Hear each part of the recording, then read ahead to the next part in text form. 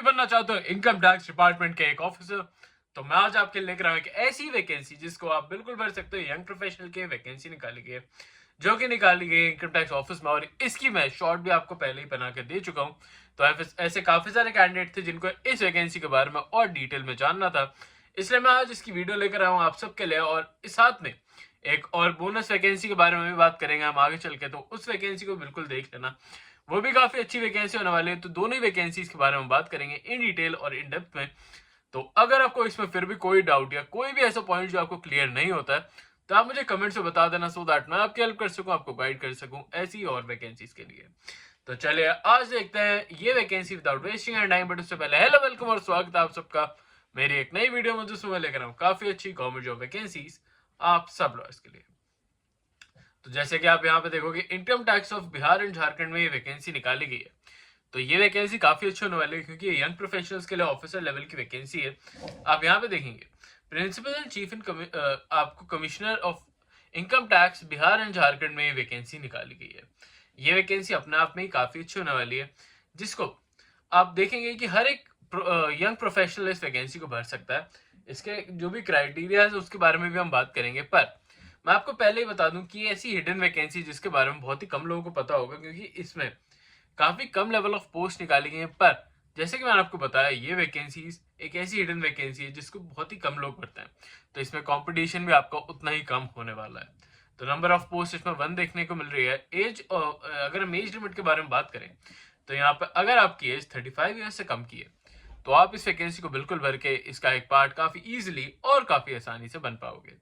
यह आपके लिए काफी अच्छा प्लस पॉइंट भी बन जाता है, क्योंकि ऐसी वैकेंसीज आपको डेली बेसिस पे देखने को नहीं मिलती हैं।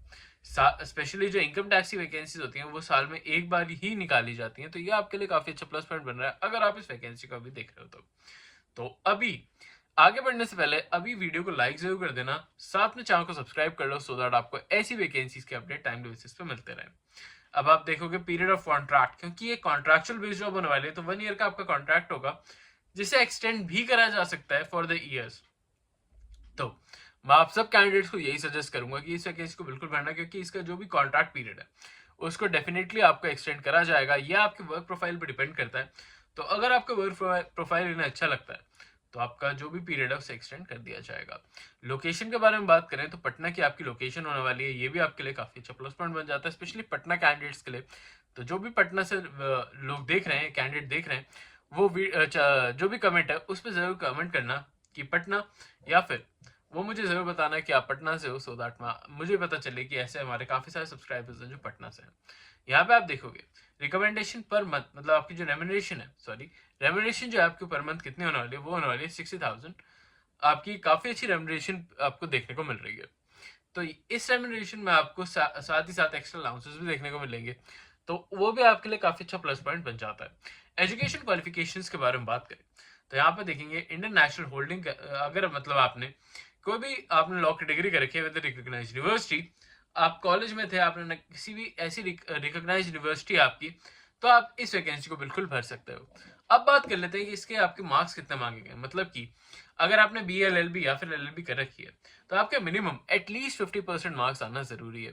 ये 50% मार्क्स आपके लिए काफी अच्छा पॉइंट बन रहा है, क्योंकि ऐसी काफी सारी वैकेंसी होती है जिसमें 55-60% मांगा जाता है, पर जो भी 50% कैंडिडेट्स हैं जिनके 50% मार्क्स आए हैं, वो भी इस वैकेंसी को बिल्कुल भर सकते हैं। Process of qualifications of credit account यहाँ पे आप देखने को मिलेगा। यहाँ पे आप देखेंगे कि प्रेफर्ड क्वालिफिकेशंस आपकी क्या मांगी गई हैं। मतलब कि अगर आपको आर्टिकलशिप, टैक्सेशन और लॉ ग्रेजुएट है आप, तो आप इस वैकेंसी को बिल्कुल भर सकते हैं। मतलब कि अगर आप एक लॉ ग्रेजुएट है और आपने टैक्सेशन रिलेटेड कोई भी ऐसी इंटर्नशिप करी हुई है, तो भी आप इस वैकेंसी को बिल्कुल भर सकते हैं। इसमें आपको कोई भी ईयर ऑफ, अभी तक आपने देखा होगा, ईयर ऑफ एक्सपीरियंस नहीं मांगा गया, तो मतलब कि हर एक फ्रेशर इस वैकेंसी को भर सकता है। तो इन बातों को ध्यान जरूर रखा करिए कोई भी वैकेंसी भरते टाइम। अब अगर आप देखोगे तो आपको जॉब डिस्क्रिप्शन यहाँ पे देखने को मिलेगा, जो कि आपके टैक्स डिपार्टमेंट एप्लीकेशन जो भी हैं वो आपको यहाँ पे करनी होगी। पेपर बुकिंग, केस रिलेटेड जो भी लिस्टिंग होती है वो आपको देखनी होगी। जजमेंट रिलेटेड एनालाइज करना होगा, असिस्ट करना होगा, फाइंडिंग करनी होगी, जजमेंट गुड और रिसर्च वर्क आपका बेसिक वर्क होने वाला है। आपको यहाँ पे बेसिक कंप्यूटर नॉलेज भी होना जरूरी है, तो इस बात का भी ध्यान रखिएगा। आपकी कम्युनिकेशंस और इंटरप्रिटेशन स्किल्स काफी ज्यादा अच्छी होनी चाहिए। आप यहाँ पे देखेंगे सिलेक्शन प्रोसेस में आपको स्क्रीनिंग और इंटरव्यू देखने को मिल रहा है।